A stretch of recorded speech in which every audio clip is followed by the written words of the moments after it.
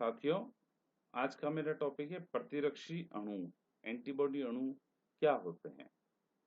हम सभी जानते हैं कि प्रतिरक्षा तंत्र जो हमारे शरीर को बाहरी रोगाणुओं से रक्षा करने में मदद करता है, उस प्रतिरक्षा तंत्र के अंतर्गत हमारा शरीर 2 प्रकार की प्रक्रियाएं अपनाता है। एक तो सहजात प्रतिरक्षा, जिसमें रोगाणु के खिलाफ विशिष्ट तरीके का इस्तेमाल नहीं होता है, वह सामान्य एक अवरोध के रूप में काम करती हैं, जैसे त्वचा अवरोध है, हमारे शरीर के अंदर विभिन्न स्राव में आईजीए या लाइसोजाइम एंटीबॉडी द्वारा सामान्य रूप में सुरक्षा होती है, यानी रोगाणु के प्रति विशिष्टता नहीं होती है।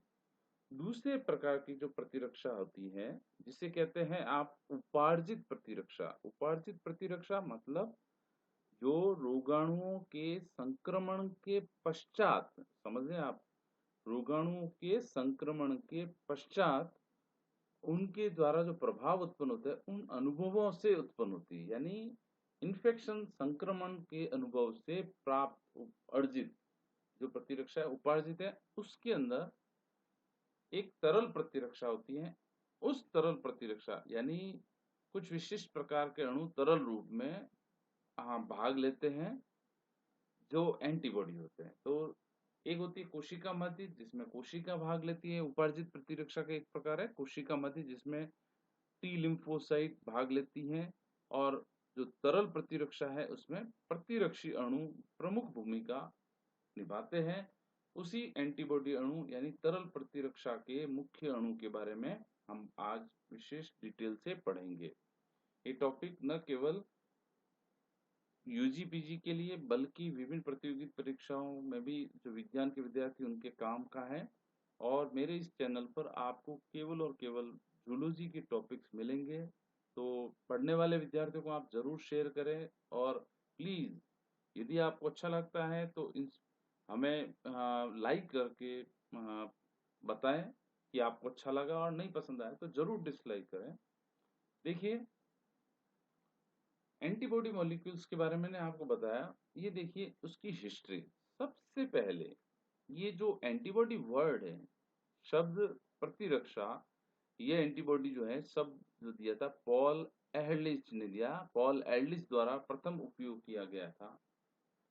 इस मॉलिक्यूल की सर्वप्रथम जो स्ट्रक्चर है डिटेल से जो अध्ययन किया गया था, वह गेराल्ड इडेलमैन एंड रॉडनी पोर्टर, आप संक्षिप्त में इतना भी बोल सकते हैं, इडेलमैन एंड पोर्टर ने इसकी संरचना प्रस्तुत की थी।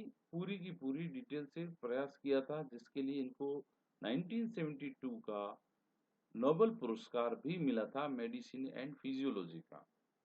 और इन्होंने क्या किया था, पूरी की पूरी इम्यूनोग्लोबुलिन जी आईजीजी के कंप्लीट एमिनो एसिड का क्रम बताया था और उसकी संरचना के बारे में बताया था। अब नोबेल प्राइज करने वाले हैं तो उनके बारे में थोड़ी सी बात हो जाए। इडेलमैन ने क्या बताया था कि जो प्रोटीन है, कौन सी, आईजीजी, उसमें भारी और हल्की जो श्रृंखला है प्रोटीन की, वह डाइसल्फाइड बंध, किस प्रकार के, डाइसल्फाइड बंध द्वारा आपस में जुड़ी रहती है। जबकि पोर्टर ने क्या कहा कि इसके अंदर एंटीजन और एंटीबॉडी बाइंडिंग जो कण होते हैं, और इसके अलावा एंटीबॉडी टेल पाई जाती है, जिसे फ्रेगमेंट क्रिस्टलाइजेबल बोला जाता है, एफसी रीजन उनके द्वारा बनी है। तो इन दोनों के संयुक्त प्रयास से एंटीबॉडी की संरचना जानकारी मिलने में हमें बहुत सहयोग मिला, इसलिए इनको नोबेल प्राइज मिला था। एक सिद्धांत दिया था वॉन बेहरिंग एंड किटासाटो द्वारा, तरल प्रतिरक्षा का सिद्धांत, जो मैंने अभी बताया था, उस सिद्धांत को देने वाले वैज्ञानिक है। ये हिस्ट्री थी जिसको सिर्फ रटना है, समझना है। तो आगे हम देखते हैं एंटीबॉडी क्या है। कुछ जानकारी मैंने पहले ही बता दी है। ये प्लाज्मा कोशिका अर्थात बी लिम्फोसाइट के द्वारा प्रोड्यूस की जाती है एंटीबॉडी। प्रतिरक्षाणु किसके द्वारा स्रावित होते हैं, बी लिम्फोसाइट या जो रूपांतरित प्लाज्मा कोशिका है उसके द्वारा स्रावित होती हैं। यह उपार्जित प्रतिरक्षा का भाग है, ये बता चुके हैं। इसके अलावा एक चीज और बता देते हैं आपको मालूम है एंटीबॉडी किससे जुड़ते हैं? बता सकते हैं? एंटीजन से। तो एंटीजन जुड़ता है एक विशिष्ट प्रकार के एंटीबॉडी से, या यूं कहें कि एक विशिष्ट प्रकार का एंटीबॉडी एक विशिष्ट एंटीजन से जुड़ता है। परंतु जिस स्थान पर एंटीबॉडी एंटीजन से संपर्क में आता है उसे कहते हैं एपिटोप। क्या कहते हैं? एपिटोप। ये आप देख सकते हैं, ये एपिटोप है। किस पे पाया जाता है? एंटीजन पर। और किस जगह को कहते हैं? जहां पर एंटीबॉडी कांटेक्ट में आती है। अब इसी तरह से हम बात करते हैं पैराटोप की। अब ये पैराटोप कहाँ आ जाता है? एंटीबॉडी पे, ठीक है। और एपिटोप कहाँ पाया जाता है? एंटीजन पे। हम कह रहे हैं कि एंटीजन और एंटीबॉडी आपस में जुड़ते हैं ये दोनों, परंतु इनके कांटेक्ट स्थल जो एंटीजन पर होता है उसको तो कहते हैं एपिटोप, और जो एंटीबॉडी पर होता है उसको कहते हैं पैराटोप। यानी वास्तव में एपिटोप एंड पैराटोप आपस में संपर्क में आते हैं। कब? जब एंटीजन एंटीबॉडी अणु संपर्क में आते हैं, यानी उनके संपर्क स्थल के नाम है एपिटोप और पैराटोप। यह इम्यूनोग्लोबुलिन क्लास की प्रोटीन्स होती है एंटीबॉडी। स्ट्रक्चर की बात की जाए तो ये बहुत ही भारी बड़े, करीब 150 kilo Dalton globular plasma protein होते हैं, और साइज वाइज ये करीबन 10 नैनोमीटर के करीब तो होते हैं। ग्लोब्यूलर प्रोटीन के अलावा ये ग्लाइकोप्रोटीन भी है। अब आप कहेंगे ग्लोब्यूलर भी है, ग्लाइकोप्रोटीन भी है, कैसे? ग्लोब्यूलर तो इसकी लार्ज बल्की मटेरियल, गोलाकार रफ सरफेस के कारण होता है, परंतु ग्लाइकोप्रोटीन का मतलब है कि उसमें ग्लूकोज यानी कार्बोहाइड्रेट के अंश भी जुड़े हुए हैं। आप समझ गए? प्रोटीन संरचना के साथ साथ कुछ मात्रा में कार्बोहाइड्रेट के अणु भी इसके ऊपर होते हैं, और उन शुगर चेन जो कार्बोहाइड्रेट की जो प्रोटीन की श्रृंखला है उसको कहते हैं ग्लाइकेन्स। और ये ग्लाइकेन्स जो है किससे जुड़े रहते हैं? Conserved amino acid residue. Conserved amino acid residue, ये जो इम्यूनोग्लोबुलिन है बहुत ही स्थायी है, इवोल्यूशन में भी बहुत ही स्थायी प्रकार की संरचना रही है, और हमारे पूरी कोशिकाओं में जो इम्यूनोग्लोबुलिन बनते हैं उनकी बेसिक संरचना में बहुत कम अंतर होता है। अंतर होता है उनके वेरिएबल रीजन में, बाकी स्थिर रीजन के अंदर लगभग 99 का पूरे सेम ही होता है एक प्रकार की एंटीबॉडी में। तो उनके कंजर्व्ड रीजन से कुछ ग्लाइकेन्स जुड़े रहते हैं, जिसके कारण ये कैसे क्या कहलाता है? Protein plus carbohydrate glycoprotein. Okay. इनकी फंक्शनल यूनिट जो है इम्यूनोग्लोबुलिन। इकाई क्या है जो फंक्शनल है भाग? एक इकाई अणु को कहते हैं इम्यूनोग्लोबुलिन, संक्षिप्त में बोलते हैं आईजी। और मोनोमर जैसे कि आईजीजी होती है एक। मैं एंटीबॉडी के टाइप्स के बारे में बता रहा हूँ। एकलक इकाई वो है आईजीजी। द्विलक इकाई यानी दो अणु परस्पर जुड़कर फंक्शनल होते हैं, जैसे आईजीए। टेट्रामेरिक चार अणु मिलकर, जैसे कि टीबियोस्ट फिश के अंदर एक विशेष प्रकार की आईजीएम होती है, वह वास्तव में टेट्रामर होती है, यानी चार इम्यूनोग्लोबुलिन के अणु मिलकर एक एंटीबॉडी बनाते हैं। हमारे मैमल्स में जो आईजीएम प्रकार होता है वह 5 आईजी यूनिट के बहुलीकरण से यानी पेंटामेरिक होती है।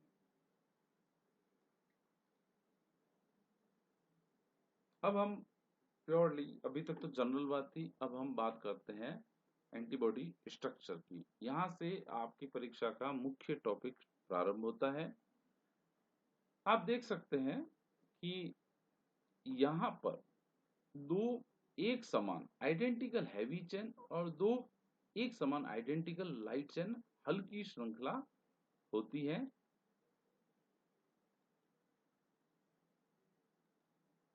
ये हल्की भारी है, आप देख सकते हैं लंबाई में भी बड़ी है, भारी है, और दो परस्पर साइड में हल्की है, दो भारी और दो हल्की।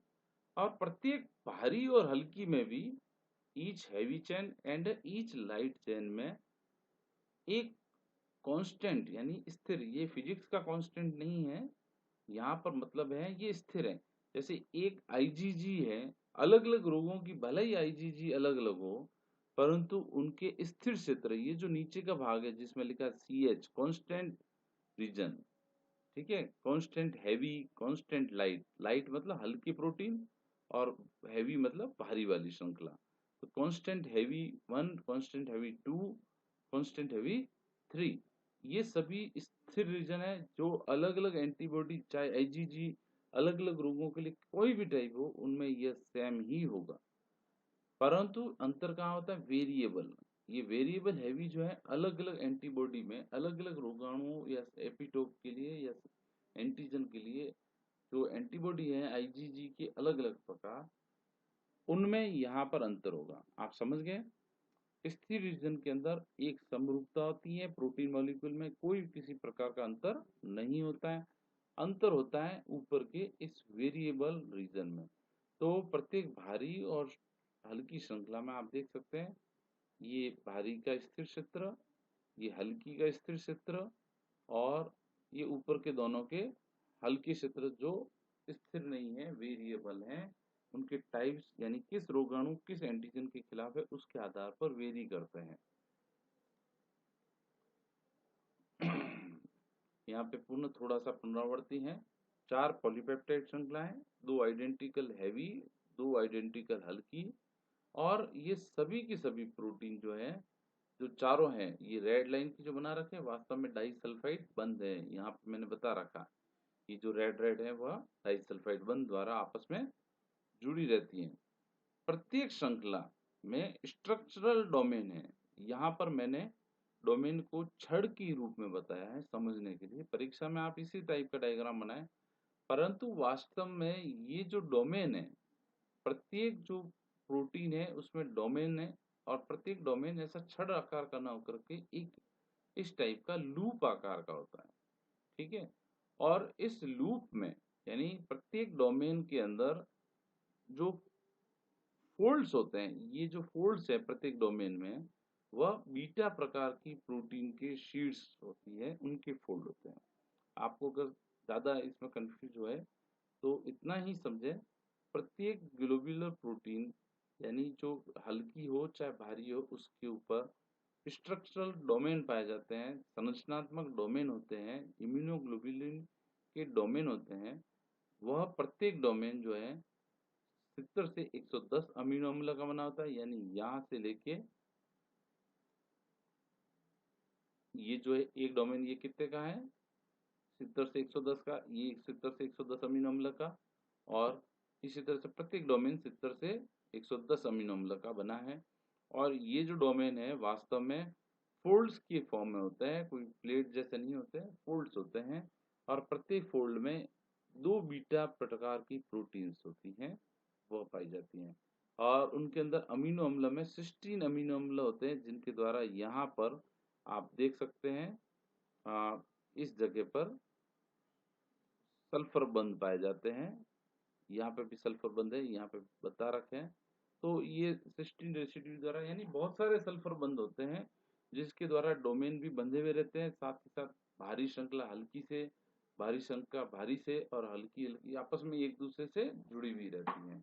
तो कुल मिलाकर आप समझ गए कि पॉलीपेप्टाइड जो 4 हैं, 2 हल्के 2 भारी, परस्पर डाइसल्फाइड बॉन्ड से बंधे होते हैं। उनके ऊपर विभिन्न प्रकार के स्थिर और वेरिएबल डोमेन होते हैं संरचनात्मक। और इनके आगे हम देखते हैं संरचना में, संरचनात्मक रूप से अगर इसकी मॉर्फोलॉजी यानी बाहरी संरचना अध्ययन की जाए तो इसके अंदर बहुत सारे रीजन हैं। Fab, fragment for antigen binding, यानी एंटीबॉडी जो वाई आकार की है उसके ऊपर जो फ्रेगमेंट फॉर एंटीजन, किस जगह पर एंटीजन बाइंड होता है, किस जगह से एंटीजन बनता है। तो आपको मालूम ही है कि यहाँ पर किस जगह पर एंटीजन बनता है। आपको मालूम है अच्छी तरह से कि ये जो भाग है जहाँ गोले बना रखे हैं वह है, यहाँ पे साइड में बना रखा है 1 नंबर, वह है फ्रेगमेंट फॉर एंटीजन बाइंडिंग। इसके बारे में आगे समझेंगे। जबकि कांस्टेंट रीजन जो है एफसी रीजन, फ्रेगमेंट क्रिस्टलाइजेबल, यानी इस एंटीबॉडी मॉलिक्यूल को यदि क्रिस्टलीकृत किया जाए या इकट्ठा किया जाए तो वो किस आधार से होगा, इस एफसी रीजन से। नीचे का जो भाग है ये 2 नंबर बता रखा है वो एफसी रीजन है। 3 नंबर संरचना जो ब्लू लाइन की ये जो पट्टी है वह पूरी की पूरी भारी श्रृंखला को बताती है। और इस भारी श्रृंखला में आप जानते हैं ऊपर हल्का भाग डोमेन और नीचे CH1, CH2, CH3 ये भारी डोमेन है। इसी प्रकार से लाइट चेन ये जो कि ग्रीन रूप में दर्शा रखी है, उसके अंदर एक हल्का और एक एक वेरिएबल भिन्नकारी क्षेत्र और एक स्थिर कांस्टेंट डोमेन होता है। यहाँ पे आप देख सकते हो ग्रीन में ये हल्का जो लाइट वेरिएबल रीजन है और ये जो नीचे का भाग है वह कांस्टेंट है। ठीक है। इसके अलावा एंटीजन बाइंडिंग साइट पैराटॉप, तो ये 5 नंबर है। इस गोले के ऊपर यहाँ पे जो निशान बना रखा है, इस जगह पर एंटीजन आकर के जुड़ता है। इसको मैं नेक्स्ट डायग्राम में आपको बताऊंगा किस प्रकार से इसके बारे में। जिस स्थान पर पैराटॉप की डिटेल स्ट्रक्चर जो है बाद की स्लाइड्स में बताऊंगा मैं किस तरह से होती है। इन सभी बिंदुओं को एक एक 1 बाय 1 हम ले रहे हैं। हिंज रीजन है, ये इसका जो है जैसे स्वरित्र कंपन करता है, इसी तरह से यह भी इस तरफ इनकी फ्लेक्सिबिलिटी देता है। ये जो आधार है इसके ऊपर जो फ्रेगमेंट फॉर एंटीजन बाइंडिंग है FAB, उसको कुछ फ्लेक्सिबिलिटी देता है स्वरित्र की तरह, जिससे यह एंटीजन से बंधन करते समय आराम से जुड़ सके। ये ऊपर का पूरा मैंने गोले में बना रखा है fragment for antigen binding. Fragment for मैंने डिटेल नहीं लिखा, फ्रेगमेंट एंटीजन बाइंडिंग ये वेरिएबल रीजन है जिससे एंटीबॉडी एंटीजन से जुड़ती है। Present at the tip of antibody, antibody के टिप्स पर होता है फ्रेगमेंट फॉर एंटीजन बाइंडिंग, और ये एंटीजन से बंधने में मदद करता है। और इसके अंदर वेरिएबल हैवी और वेरिएबल लाइट जो श्रृंखलाएं पाई जाती हैं। कांस्टेंट क्षेत्र के जो पहला जो स्थिर क्षेत्र है वह, और उसके अलावा वेरिएबल रीजन वो इसी का हिस्सा है। और इसकी जो विशिष्टता है वह वेरिएबल हैवी, ये जो ऊपर का जो वेरिएबल हैवी यानी बड़ी भारी श्रृंखला का जो वेरिएबल रीजन है वह, और हल्की श्रृंखला का वेरिएबल रीजन यानी VL, ये इसकी विशिष्टता को निर्धारित करते हैं। निर्धारित विशिष्टता कौन कैसे होगी? किसी विशिष्ट प्रतिजन के खिलाफ इसकी विशिष्टता को निर्धारित किया जाता है। नेक्स्ट पॉइंट है फ्रेगमेंट फॉर, जो फ्रेगमेंट क्रिस्टलाइजेबल रीजन जो है, यह नीचे का वाई आकार का जो बेस है उसके वाई बेस जो है वह FC रीजन कहलाता है। इसमें दोनों की दोनों प्रोटीन जो है भारी श्रृंखला की निचली भाग होती है।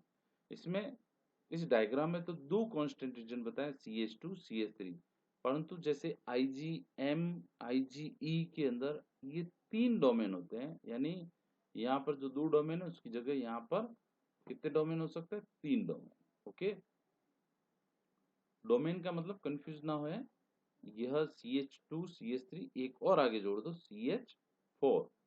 ओके, और जिनके अंदर 2 है जैसे IgG IgA, तो उनके अंदर ये CH2 CH3 तक ही होता है। मतलब 3 होने पर ये इसका जो बेस थोड़ा सा और नीचे की तरफ लंबा हो जाएगा। FC रिसेप्टर से ये क्या है? FC रीजन, और ये विशिष्ट प्रकार के अणुओं से संबंध इंटरेक्शन दर्शाता है, बन सकता है। वो होता है फ्रेगमेंट फॉर जो क्रिस्टलाइजेबल है उसके लिए एक रिसेप्टर अणु FC रिसेप्टर, उसके द्वारा ये जुड़ सकता है। और इनकी इस जुड़ने की प्रक्रिया का बहुत ही ज्यादा उपयोग है हमारे प्रतिरक्षा तंत्र में। जैसे इस डायग्राम को मैं जूम करके बता रहा हूं, देखिए ये एंटीबॉडी मॉलिक्यूल्स हैं जो किसी एक रोगाणु या पैथोजन या किसी टॉक्सिन को चारों ओर से अपनी विशिष्टता के आधार पर जोड़ लेती हैं। अब इनके बेस का ये जो वाई आकार का जो भाग है एंटीबॉडी, उसका जो बेस है वो FC रीजन है। और विशिष्ट प्रकार की कोशिकाएं जैसे बी लिम्फोसाइट हो सकती है, मैक्रोफेज हो सकती है, इओसिनोफिल हो सकती हैं, या इसके अलावा नेचुरल किलर सेल भी हो सकती हैं। उन कोशिकाओं की सतह पर ये FC रिसेप्टर होते हैं। रिसेप्टर मतलब उसको ग्रहण करने वाला, जो FC से जुड़ सकते हैं। तो जैसे ही कोई रोगाणु जो एंटीबॉडी के द्वारा बंधा हुआ है, घिरा हुआ है, वह इसके कांटेक्ट में आएगा तो इनके FC रीजन क्या करेंगे? इसके साथ जुड़ जाएंगे। यानी FC रीजन के इस जो खांचे में एंटीबॉडी आ जाएंगे और उनके साथ बंधा हुआ यह पैथोजन भी आ गया, और बाद में क्या होगा, इस पैथोजन को अंदर ग्रहण कर लिया जाएगा और उसका भक्षकाणु क्रिया भी की जा सकती है, या इसको बाहर ही कुछ विशिष्ट प्रकार के रासायनिक पदार्थों के श्रावण द्वारा इसको नष्ट किया जा सकता है। तो इस प्रकार से आप देख सकते हैं कि एफसीआर यानी जो एंटीबॉडी का जो बेस है, एफसी रीजन, उसको जो पकड़ने वाला या उसके लिए एक रिसेप्टर अणु उसकी सहायता से किस प्रकार से एक पैथोजन को नष्ट किया जा रहा है। एक और एग्जांपल है, मैं आपको बताता हूँ। ये दूसरा एग्जाम्पल है जिसमें एक पैथोजन है जो चारों ओर से एंटीबॉडी द्वारा घिरा हुआ है। इसको कहते हैं ऑप्सोनिक फेगोसाइटोसिस, यानी एक जो रोगाणु है चारों ओर से यदि एक एंटीबॉडी अणुओं द्वारा घिरा हुआ है तो उसको कहते हैं ऑप्सोनाइज्ड। ऑप्सोनाइज्ड का मतलब चारों ओर से एंटीबॉडी से ढका हुआ, कवर्ड किया हुआ। तो रोगाणु है तो एंटीबॉडी जुड़ेंगे उसके ऊपर एंटीजन की सहायता से। अब उसको हमारे इम्यून सिस्टम की कोशिकाएं पहचानती हैं कि चूंकि टारगेट किया जा चुका है। टारगेट कैसे, कि रोगाणु आया शरीर में, उसको चारों ओर से ढक दिया गया एंटीबॉडी के द्वारा, तो हमारा शरीर उसको पहचान जाएगा, हाँ भाई ये बाहर का मॉलिक्यूल है या कोई रोगाणु है। और पहचानते कैसे हैं, इसी एफसी रीजन से।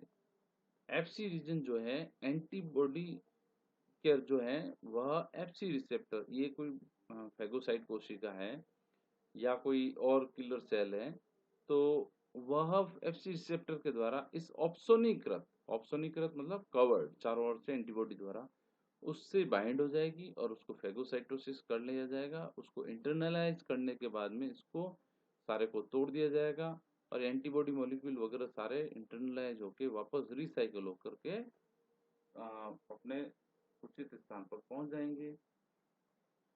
तो आपने देखा कि एफसी रिसेप्टर के माध्यम से एफसी रीजन हमारे इम्यून सिस्टम में मदद करता है। तो आप इस प्रकार से कह सकते हैं एंटीबॉडी मॉलिक्यूल अपने एफसी रिसेप्टर एफसी रीजन की सहायता से विभिन्न प्रकार के इम्यून रेस्पॉन्स को सक्रिय करता है। और ये एफसी रिसेप्टर न केवल कंप्लीमेंट सिस्टम के द्वारा सक्रिय होते हैं बल्कि मास्ट सेल, एफसी रिसेप्टर जो है मास्ट सेल, बेसोफिल, इनके ऊपर भी होते हैं, मैक्रोफेज पे भी है, इओसिनोफिल पे भी है, जो विभिन्न प्रकार के इम्यून रेस्पॉन्स को उत्पन्न करते हैं।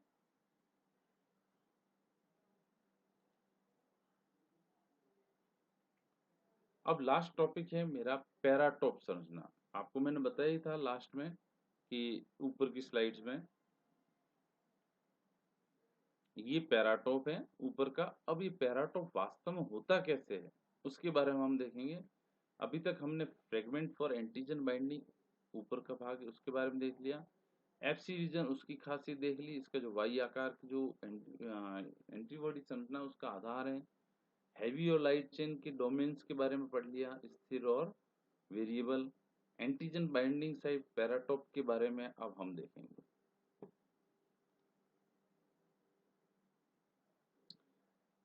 पैराटोप की संरचना, अब देखिए इसके अंदर हम एक विशिष्ट टॉपिक पढ़ रहे हैं, complementary determining region. Complementarity determining region अर्थात अनुपूरकता निर्धारक क्षेत्र।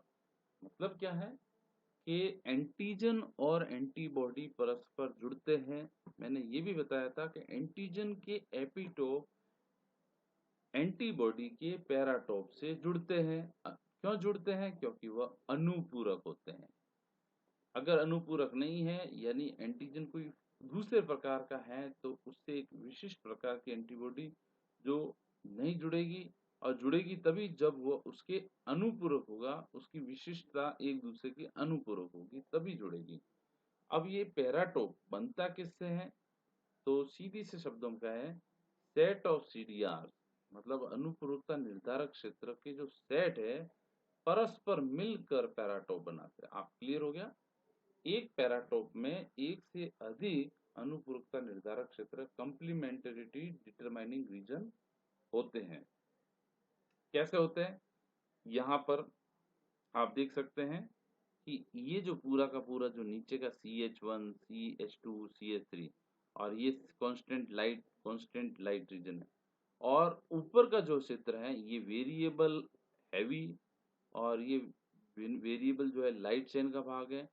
इनके आगे ये पैराटॉप है। पैराटॉप कुछ नहीं है एक्चुअली, इन प्रोटीन अणुओं के अंदर विशिष्ट प्रकार के अमीनो अम्ल की न केवल संरचना बल्कि क्रम, उनकी जो सतह की जो 3 डायमेंशनल स्ट्रक्चर है वह विशिष्टता है। यहाँ पर सांकेतिक रूप से हमने इस आर्म्स के रूप में बताया गया है जो रिसेप्ट करने के लिए यानी अभिवादन करने के लिए तैयार है एंटीजन के एपिटोप्स का। यहाँ पे एक एंटीजन बताया गया है और CDRS जो लाइट चेन की L1, L2, L3 है। इस तरह से अनुपूरकता निर्धारक क्षेत्र भारी श्रृंखला के H1, H2, H3 हैं। ये सभी मिलकर के एक विशिष्ट प्रकार के एंटीजन को ही ग्रहण करने में मदद करते हैं। जो विशिष्ट उनके लिए नहीं है, उनको ये ग्रहण नहीं कर सकते। ये चाबी और ताला सिद्धांत की तरह ही है कि एक विशिष्ट प्रकार का एंटीजन अपने पैराटॉप की मदद से इनके बीच में फंस सकता है। तो यहाँ पे बताया हुआ है, इस तरफ ये जुड़ गया है।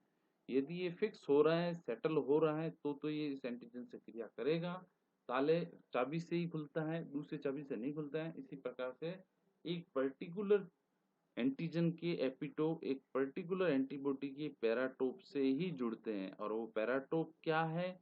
वस्तुतः विभिन्न प्रकार के CDR अनुपूरकता निर्धारक क्षेत्रों के मिलने से बना है। क्लियर?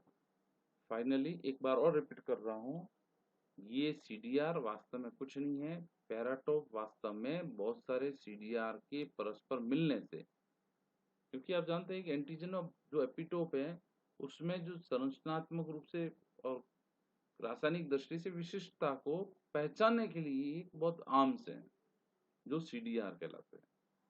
तो आप कह सकते हैं कि एक एंटीबॉडी विशिष्ट प्रकार के एंटीजन के खिलाफ काम करती है। क्यों? क्योंकि उसके अंदर विशिष्ट प्रकार के CDR पाए जाते हैं। कंप्लीमेंटरिटी डिटरमाइनिंग रीजनों का एक संकुल होता है और इस प्रकार से यह बहुत ही क्रूशियल है, बहुत ही महत्वपूर्ण है। एंटीजन के खिलाफ विशिष्टता, एंटीबॉडी की विशिष्टता को निर्धारित करने में बहुत ही महत्वपूर्ण है पैराटॉप की ये CDR। तो इस प्रकार से मैंने अपना टॉपिक पूरा कर लिया है। आपको थोड़ा डिस्क्राइब करने में समझने में दिक्कत हो तो मैं संक्षिप्त में बता दूं। एग्जाम में आपको सबसे पहले इसकी वाई आकार का होना, 4 प्रोटीन, 2 भारी और 2 श्रृंखला हल्की के बारे में बताइए और फिर उसके बाद में इसके डोमेन्स जो है भारी और श्रृंखला और डोमेन्स के बारे में बताएं। फिर इसके ये डायग्राम जरूर पेश करें, इसमें फ्रेगमेंट फॉर एंटीजन, ये डायग्राम के अंदर सारा कुछ क्लियर हो जाता है, इसको एक्सप्लेन करें। धन्यवाद, थैंक यू वेरी मच। पसंद आए तो लाइक करें, अपने मित्रों में शेयर करें। Thank you.